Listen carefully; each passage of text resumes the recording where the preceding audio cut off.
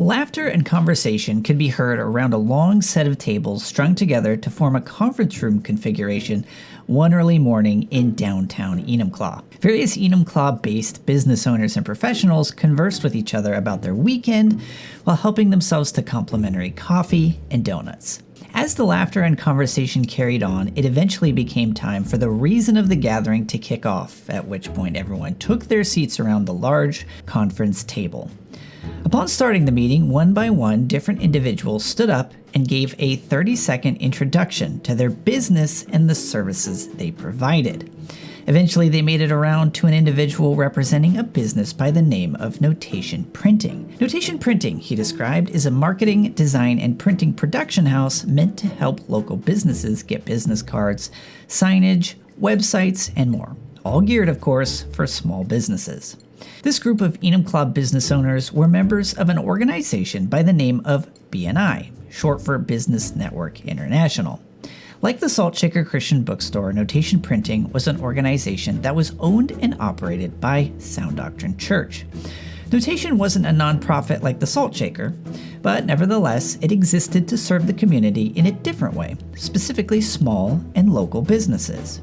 Located on Cole Street, Enumclaw's main street, right across from the post office, Notation was frequented by numerous Enumclaw businesses. Some of these included doctors, dentist offices, attorneys, restaurants, and even farmers. One regular by the name of Richard would come in several times a week to use Notation's business card services that he resold to his own customers because of how, quote, easy the Notation folks are to work with. Richard himself was a farmer and would regularly bring by farm fresh chicken and duck eggs to sell, which Notation employees were always excited to buy. As with the Salt Shaker, Notation's positive rapport within the community could be attributed in large part because of the way it was operated. While it was a for-profit entity, it embodied the same type of service and dedication to its customers that was common among any endeavor undertaken by Sound Doctrine Church or its members. Long before the days of Notation, however, members of this particular church were regularly finding new ways to serve in the community. What they did not realize at the same time they came into Enumclaw in the late 90s, however, is that this would catch the attention of a police officer who had joined the force only a couple of years before, and he did not like what he saw.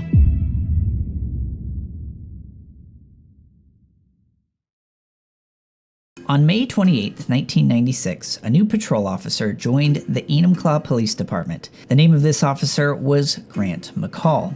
Throughout his career within the police department, McCall held a number of various positions. Starting out as a patrol officer, he was later assigned a role as an investigator, detective, and finally sergeant. Early on in McCall's career, only a couple of years after he became an officer, he became aware of a new church entering Enumclaw. This church was called Sound Doctrine. As it would turn out, McCall considered himself quite the devout Christian and thought it was important to incorporate his particular brand of Christianity into his police duty.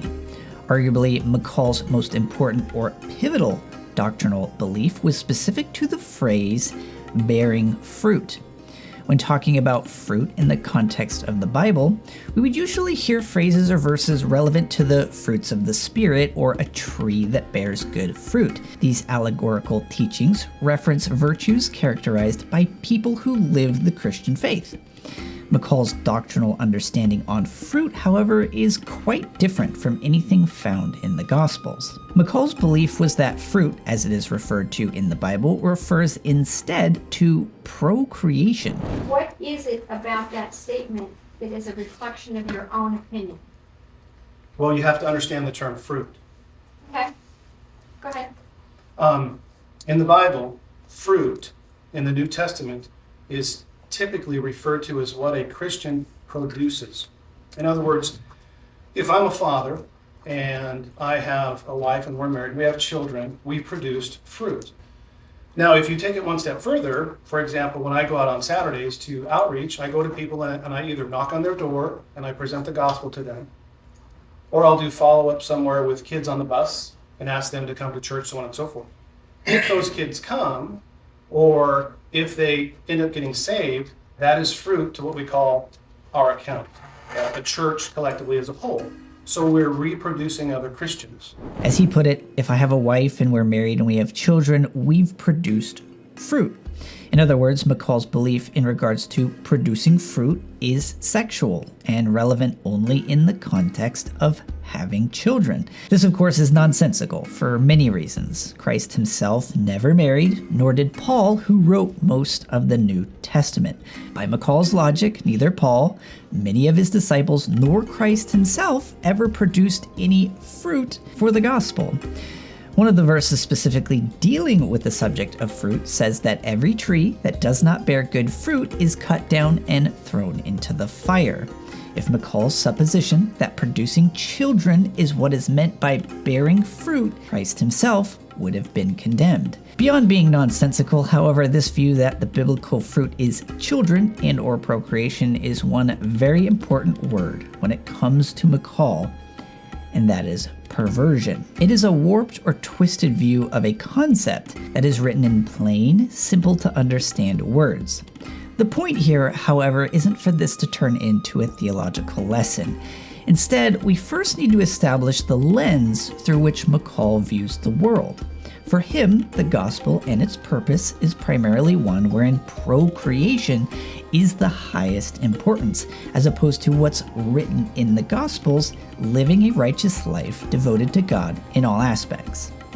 With this in mind, it becomes even more concerning in part because he feels it's necessary to go and share this sexualized version of Christianity to kids. Now, besides being wholly inappropriate sharing this brand of Christianity with minors, he did so while they were a captive audience. On a bus they must ride to get to and from school. What's even more telling about this particular account given by McCall isn't just the creepy nature of what he's recounting. It's the fact that he was given the floor in a courtroom setting, under oath, with plenty of people watching and cameras rolling, to express as his absolute high priority when it comes to his doctrinal beliefs, and this is what he chose. Take note, he did not say healing the sick or giving to the poor. No, when provided an open floor to share his perspective, he focused on the idea A, of sexualization, and B, expressing these concepts to minors. Again, if you think this sounds creepy, just wait until what we have in store for you later on in this episode. As it would turn out, McCall's beliefs would come into contact with Sound Doctrine Church members repeatedly throughout the years. At one point, a member of Sound Doctrine Church was pulled over on 2 separate occasions. In both, when asking the officer why they were being pulled over, the officer responded that they were just welcoming them to the neighborhood. Another church member who rented an apartment with Enumclaw was woken up at 2 a.m. and Enumclaw police officers forcefully entered with their guns drawn. When asked why they had entered his apartment, the officers responded that they were in the area and noticed the door was unlocked. Somewhere along the way, however, a rumor began to spread that Sound Doctrine Church did not allow members to speak to their own families. We do not have time here to address this in detail. However, this claim was easily knowably false. The church in question held very closely to a whole gospel message, which included a devout daily devotion to Scripture and serving both one another and the community. This level of devotion took up a lot of time for individuals, as they were often busy in work required to serve the community in a wide variety of capacities. Some individuals who were not members of the church took issue with this for one reason or another. As a result, they would spread rumors around the community of the church being a cult that didn't allow non-members to contact people within the church. This was despite the fact that many members regularly had conversations with people who didn't attend the church, and some of these individuals would even attend the church services on occasion. In fact, it was often family members who didn't belong to the church who stopped communicating with those who attended because they didn't share the same seriousness about the gospel and service. Eventually, however, these rumors made their way to the Enumclaw Police Department, as some of the more sinister members of the community would call police claiming they were being barred from talking to family members within the church. Grant McCall became the officer who received these calls. As a result, McCall would perform welfare checks on members of the church. Each time, according to his own testimony, he always found the individuals who he was checking on to be healthy, happy, and seeing nothing amiss. Despite this fact, doing these little welfare checks became a convenient way for the rumor mill, along with Detective Grant McCall, to harass Sound Doctrine Church members whenever they felt necessary. It is important to reemphasize that at no point during any of these harassment sessions was anything found out of order. In one instance, a 19-year-old man made a decision to join Sound Doctrine Church. Ironically, this was a result of receiving a free book from the Salt Shaker Christian bookstore. A book could be considered a longer version of a flyer for anyone familiar with the last video. But this all but disputed McCall's original claim that the church made no effort to reach out to individuals within the community. Not only did they reach out, but the outreach was successful. However, with small-town gossip making its way to this 19-year-old's stepmother, she quickly found that any cases where somebody needs to be harassed in reference to Sound Doctrine Church, Grant McCall was the guy. As such, McCall showed up to this 19-year-old's residence just as he was on his way out of his parents' house, choosing instead to move in with a friend from the church. McCall stood in his way, badge, gun, and all, and asked him to wait in the driveway as he had a discussion with the 19-year-old's stepmother. After chatting for a short period of time, he returned to talk with the young man. "So why are you wanting to leave your parents' house?" he asked. "Well, for a lot of reasons, being that they've become increasingly abusive would be one of them. My dad even threatened to burn all of my Bibles." "Look, I understand that. Families sometimes say things they don't mean, but you really should try and work things out with them. There's no need to leave," McCall remarked. After explaining to McCall that a part of why he wanted to leave was because he wanted to join Sound Doctrine Church and move on with his life, McCall became increasingly indignant. At one point, the 19-year-old even mentioned the book he had been reading titled Even the Demons Believe, which ignited his newfound interest in Christianity.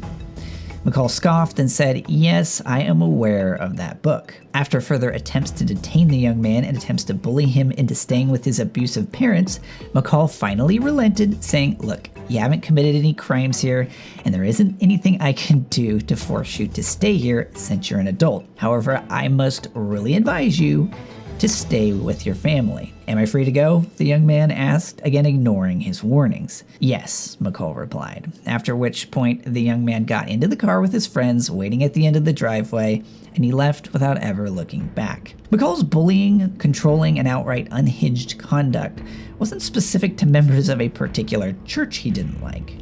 Numerous members of the community reported their unhappy encounters with McCall as well. In one incident, a woman wrote an email to the Enumclaw Police Department in regards to an encounter with McCall that took place with her 63-year-old mother, who also happened to be a nurse. In the incident, McCall discovered that the woman's dog was sitting in her car with the windows cracked. When the woman returned to her car, McCall began berating her. Every time the woman attempted to explain her situation, McCall would interrupt her, talk down to her to the point where she was driven to tears. McCall was described as being bright red, sweating, and the woman stated that she was worried for his health even after being disrespected. The situation was so devastating to the woman, her daughter felt the need to write an email to the department, expressing just how badly it had affected her mother. "My mother said he consistently interrupted her, talked down to her, would not let her explain herself, and mumbled something about her under his breath as he walked away. She is distraught. She called me crying. She also explained that he was bright red, sweating, and obviously overheated himself. She's worried he has heat stroke. The lady is worried for his health even after being disrespected. This officer should be made aware of that fact."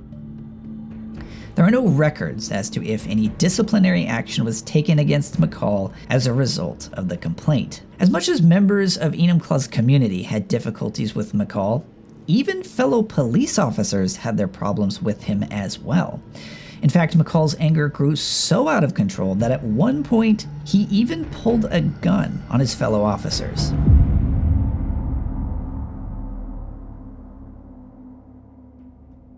Despite the number of positions held within the Enumclaw Police Department, unhappy interactions continued to take place between Grant McCall and other members within the force.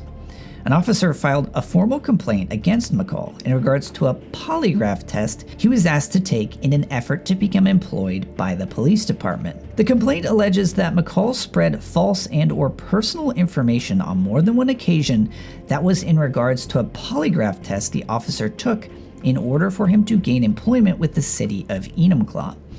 Presumably unhappy that this officer had received a rank higher than McCall allegedly brought up the polygraph test and misrepresented it and other personal information to at least one other officer. He would allegedly mention this polygraph test to the officer himself as well on a regular basis. As a result, an attorney by the name of Don Austin was hired to investigate the situation. As it would turn out, however, the attorney responsible had a pretty clear bias in favor of McCall. When questioning McCall, he seemed to take just about everything he said at face value. For example, when questioning McCall in regards to the polygraph test, McCall simply claimed he did not remember doing it. The attorney was fully satisfied after McCall tried to refresh his recollection by searching through his computer for something else he was doing at the time. He was able to find some training he was conducting of another officer around that time, and the attorney had exactly what he needed, apparently. Case closed. Now you might be thinking, hey, that seems like a fine investigation. After all, he has an alibi. That might be true in another scenario, except for the fact that McCall's signature is on the polygraph documentation. According to Don Austin's own report, it says, quote, gradually McCall was able to reconstruct that he was involved in the background investigation but was doing field training during the dates identified above. He still did not independently recall the applicant's polygraph, even though he had signed off on some of the paperwork and signed off on the final report to Chief Zoll. The question being answered here was simply this: was McCall involved in any way in the officer's polygraph and background investigation? There are documents that the attorney acknowledged that prove yes. End of story. It didn't stop there, however. After ignoring McCall's signature on the paper, this attorney went out of his way to find anything and everything he possibly could to paint the officer bringing the complaint as not credible. The officer, in a conversation with Don Austin and his own attorney, expressed his frustration that everyone seemed to be taking McCall's alleged falsehood at face value, while turning and pointing the finger at him. I was absolutely shocked by McCall's responses to you in that investigation, because I had no idea he would twist the truth to the point that he did. Our department is in just all kinds of shambles. I'm reading a report where one of our guild president's senior officer is blatantly misleading you in your investigation that ended up drawing a conclusion that he's not the one that let out that information. Management doesn't care that he let it out. Nobody seems to care that he was the one that gave that personal information out. And I'm reading your report going, it's right there in front of everyone. The officer went on to claim that McCall was regularly disparaging him behind his back in official meetings. It's to support that belief where here's McCall in these meetings openly discussing things about me being untrustworthy, that I'm controlling. I control my wife. She doesn't think for herself. And these are statements that are made to disparage me, that have absolutely no place and is no one's business in open forum meetings sponsored by the city. But management allowed it. Due to the ongoing stress caused by McCall's slanderous accusations against the officer and the number of officers McCall was successful in turning against him, the officer's wife eventually put in a public records request into the Enumclaw Police Department. The officer was then questioned as to why his wife was making the request, and officers started openly discussing the possibility of terminating him. Back on the topic of the polygraph, however, the officer seemed genuinely confused as to why Don Austin, the attorney responsible for investigating this situation, seemed intent on ignoring the fact that McCall's signature was on the polygraph documentation. I'm not seeing things that indicate McCall was doing the polygraph, and that seemed to be... Do you have the signed form that McCall signed? Yeah, I do. Did he sign it? Yeah, he did. Why would he sign it if he wasn't there, Don? Yeah. I mean, come on. With regard to the things in the timesheets and the phone records, can you understand how that would generate some questions for you? I understand it. But why the primary focus? When you have in your hands a signed form from the polygrapher that's done at the time of the polygraph by McCall?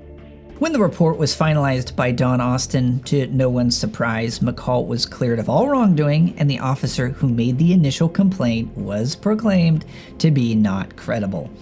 As a result of Don Austin's investigation, Enumclaw Police Chief Bob Hubler issued a memo outlining the aftermath. In an irony of ironies, the officer who originally made the complaint against McCall was claimed to be in violation of police policies for many reasons, but including the claim that you initiated a complaint against Officer Grant McCall that was unfounded and baseless, and that you lacked credibility during the investigation of that complaint. In violation of our department's statement of values, honesty, and integrity, and the following policies. Nowhere in the report was any mention that McCall lied about his involvement in the officer's polygraph test or background investigation. The chief of police went on to write, quote, I have determined with the seriousness of the offenses you have committed 2 actions will be initiated.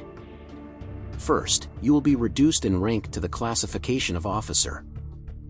Second, you will be discharged from employment by the city of Enumclaw. Your reduction and discharge are effective December 14, 2018. You will be contacted by a department supervisor to coordinate uniform and equipment turn-in. Notwithstanding the larger circumstances, I thank you for your past service, and wish you well in your future endeavors. There is far more to this situation, way more than we have time to cover in this episode, but suffice it to say, McCall's dedication to lying and covering up those lies is something that was not secluded to a single incident. This would not be the last of McCall's documented misconduct within the Enumclaw Police Department. A different complaint was filed by a records specialist within the Enumclaw Police Department against Grant McCall and other officers. The complaint outlines how McCall and other officers used the MCM, this is essentially their internal police messaging system, to, quote, send derogatory, defamatory, obscene, disrespectful, sexually suggestive, harassing, or otherwise appropriate messages. Over the past few months, I have reviewed the instant messaging system within Spillman, MCMs, for a public records request made by an attorney on behalf of a former employee.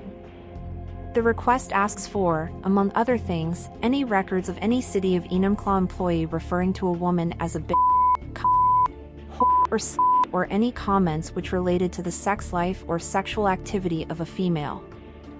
In reviewing the MCMs, I did find responsive records to this request, but more predominantly, I found a litany of abuses of the use of this system ranging from idiotic to offensive.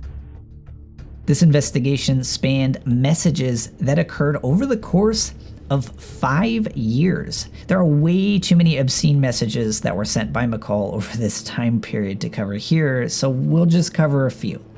In regards to a man whom McCall and another officer were discussing, as to the spelling of his last name, McCall jokingly referred to him as a transgender, after which he said, quote, no, just joking, he's from England.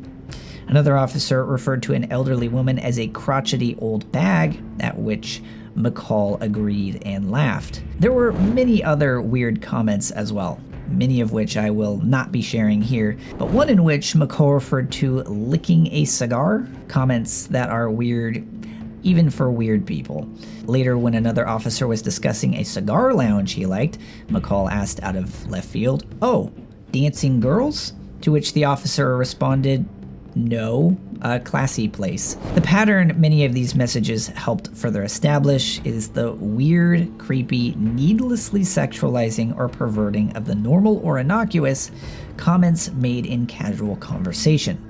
Not to mention the fact that this communication method was for internal official police business. But that is apparently something government employees do not have to worry about. According to a memo issued on November 1st, 2017, all allegations made in regards to improper MCM use by Grant McCall were sustained, listing out the specific policy that he violated. In a response to the findings, the police chief, Bob Hubler, said that the department was taking the issue seriously and had taken active steps. No mention was made on whether any disciplinary actions were taken against McCall. Years before this incident, however, McCall had an even darker moment within the Enumclaw Police Department. An incident that all but solidified there was virtually nothing he could not get away with. On December 29th, 2010, at around noon, an officer by the name of Tony Ryan had a discussion with McCall in the squad room. Eventually, a heated disagreement arose, after which McCall threatened Ryan and other officers by proclaiming that after the current police chief was gone, he levied a threat that was something to the effect of everyone in the department would soon be responsible for everything that they said. Following the conversation, McCall stormed out of the room. Other officers remarked that his rage was clearly visible in his demeanor. At some point following the conversation, McCall retrieved a shotgun, which he began clearing in the Enumclaw Police Department hallway in clear view and earshot of other officers. Clearly threatened by what was unfolding before them, officers again remarked of the enraged demeanor McCall maintained as he stormed throughout the precinct. After clearing the shotgun, McCall stormed out of the building only to return a few minutes later to retrieve another firearm, then leave with it in his possession. As a result of McCall's threatening behavior, he was placed on paid administrative leave. McCall's ID card, badge, and weapons were all taken from him. He was also barred from accessing any police department vehicles, accessing any city buildings, including the police station. Lastly, McCall was to undergo a psych evaluation to determine whether or not he was fit for service and could return to the force. Nevertheless, however, according to the investigation report, it says, quote, "Although Detective McCall's behavior is concerning, the investigation report does not provide ample evidence to warrant termination." And who was responsible for investigating McCall's conduct? None other than Don Austin. That is the very same attorney who would later clear McCall of all wrongdoing after lying about a fellow police officer, allegedly. Apparently, threatening and pulling a firearm on fellow officers warrants a paid vacation and no further disciplinary action.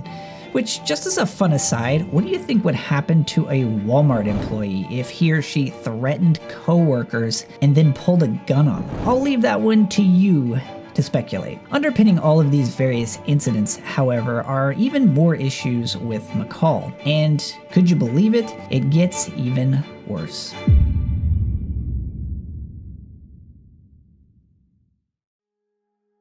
When it comes to destroying individuals, or even a church he doesn't like, there is no limit to what McCall was willing to do.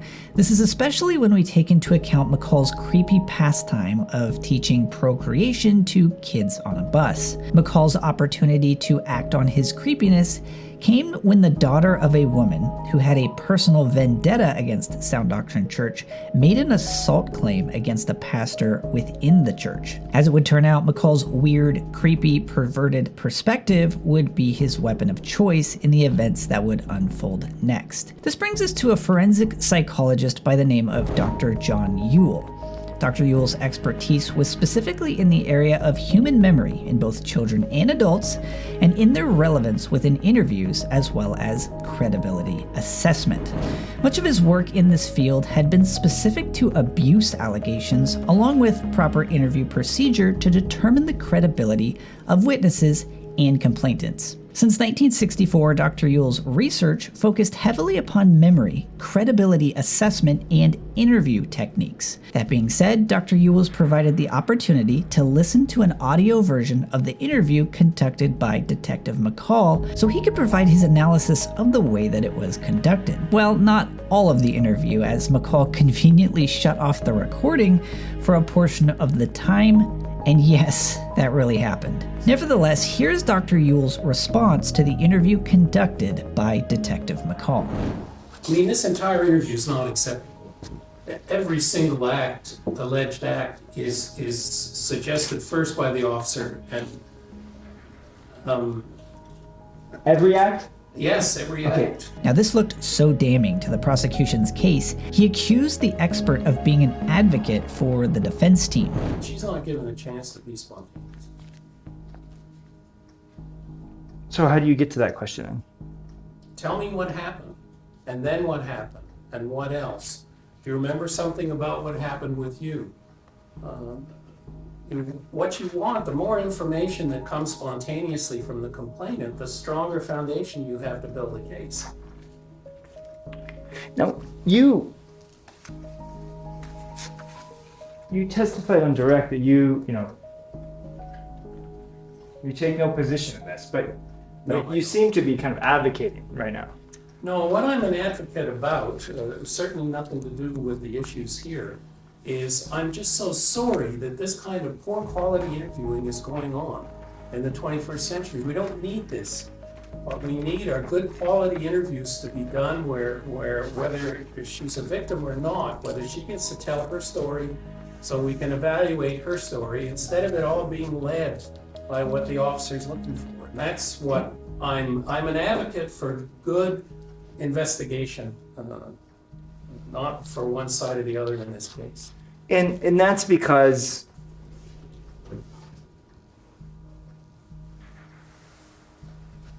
strike that.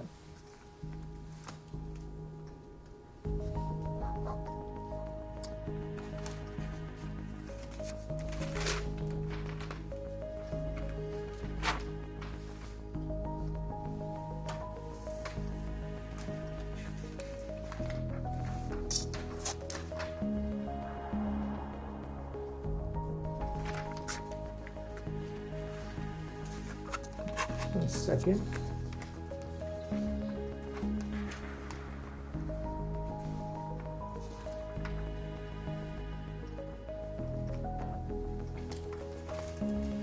Now,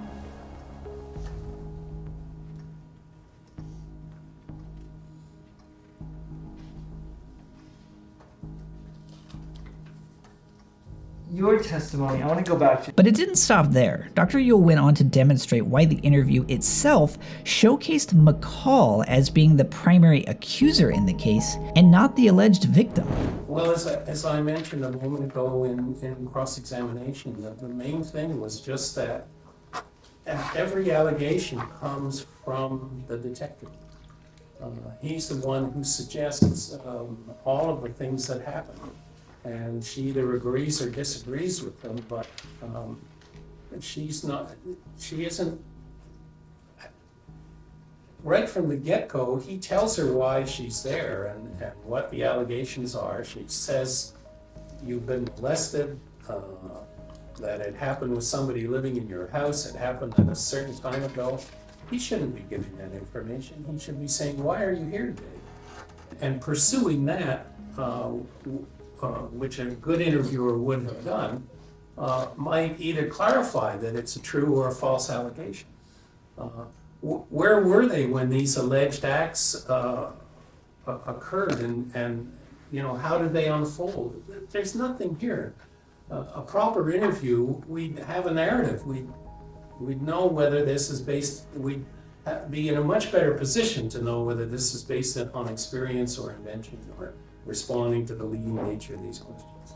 I don't know this interviewee, so I don't know how susceptible she is or is not to suggestion. I can say that this is how, if you wanted to do an interview to make suggestions to a complainant, this is how to do it. So in terms of the quality of the interview, in terms of its risk of suggestion, it's extremely high. The term that's typically used in the literature is created memory. And it means that a person that suggestions have been made that lead the person to create either details of a memory or an entire memory. Not a deliberate attempt by them, this is just a process that happens in their mind as a result of suggestion.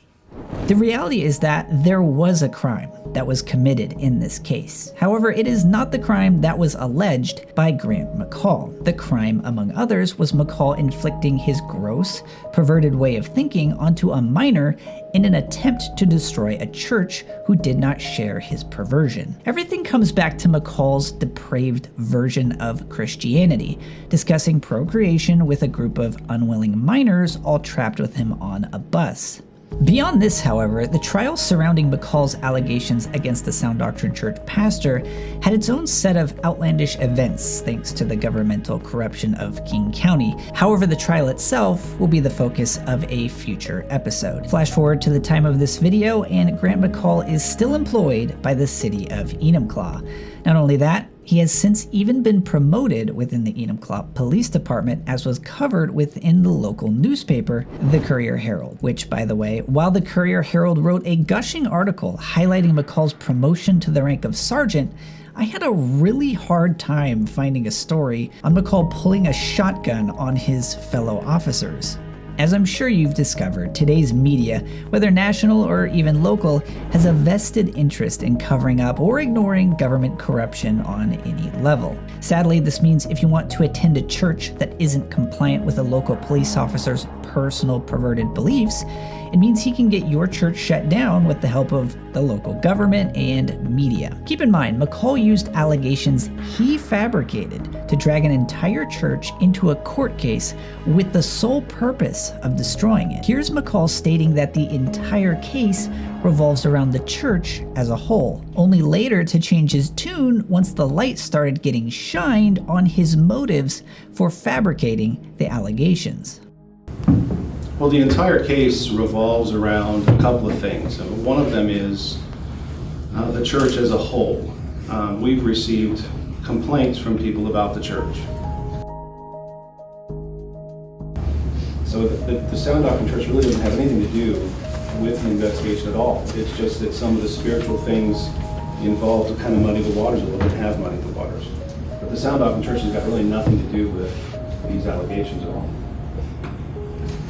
And just as a side note, be sure to follow the Consider podcast on X to stay up to date on even more examples of police and governmental corruption, since clearly the media companies have no interest in covering it. And in case you missed it earlier, the answer is yes. At the time of this video, Officer Grant McCall is still employed by the Enumclaw Police Department at the rank of sergeant. In closing here, we do not know for certain why Enumclaw has continued to defend and protect McCall's misconduct. However, the officer whom McCall successfully undermined to the point of getting him fired had his own opinion on the matter. And this all stems because the city doesn't want to address or look at the big picture, which is they hired somebody they shouldn't have. Now they're trying to cover up the turd, not the officer, the information, and they're blaming me, and they're trying to make me the scapegoat. Management knows what's going on. Administration knows what's going on. The old mayor knew what was going on. I can only assume the brand new mayor knows what's going on. They still brief the old mayor on what's going on. I sat in the patrol room eating lunch one day when she went in there, and I could hear them talking about it. She isn't part of the city government anymore, and they're still keeping her in the loop. So whatever your feelings may be about the particular church that's been referenced throughout this series, it is undeniable that regardless of whether you're a nonprofit bookstore, a small business, a 63-year-old nurse, or a fellow police officer, there is little Grant McCall will not do to destroy anyone in his way. Notation: the storefront that, just like the Salt Shaker Christian bookstore, meant to serve the community, was yet another casualty of a corrupt government, which leveraged and protected a police officer like Grant McCall. Now you might be thinking that everything ends with Officer Grant McCall. However, it doesn't. It goes even further.